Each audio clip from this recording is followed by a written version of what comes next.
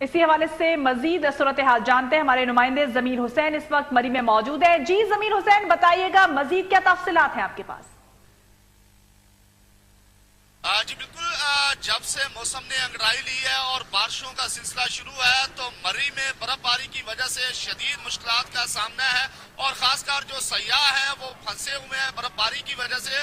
तो पंजाब हुकूमत ने सयाहों को इस मुश्किलात से निकालने के लिए भारी मशीनरी का इस्तेमाल शुरू कर दिया है। रास्ते खोलने के लिए वर्किंग जारी है और जो डिपार्टमेंट के लोग हैं भारी मशीनरी के साथ वो रास्तों को क्लियर करवा रहे हैं, क्योंकि बर्फबारी की वजह से रास्ते बंद हो गए थे, स्नो फॉलिंग हुई थी और सयाह स्पेशली तौर पर जब इस तरह का मौसम होता है तो मरी का रुख करते हैं और मरी में बर्फबारी का मजा और लुत्फ होने के लिए वहां पहुंचते हैं। तो यही वजह है कि बहुत आगे तक लोग मरी और गुलियात के रास्ते पहुंचे। जब बारिश की वजह से बर्फबारी हुई, रास्ते बंद हो गए थे और जिसकी वजह से उनको मुश्किलात का सामना था और वो लोग फंसे हुए थे। पंजाब हुकूमत ने इकदाम करते हुए रास्तों को खुलवाना शुरू कर दिया और बहुत सारे रास्ते क्लियर करवा लिए गए, जिन रास्तों से लोग अब अपने घरों की तरफ रवाना है। जबकि मुख्तलिफ जगहों पे कुछ रास्ते जो ब्लॉक्स हैं उनको खोलने की कोशिश की जा रही है।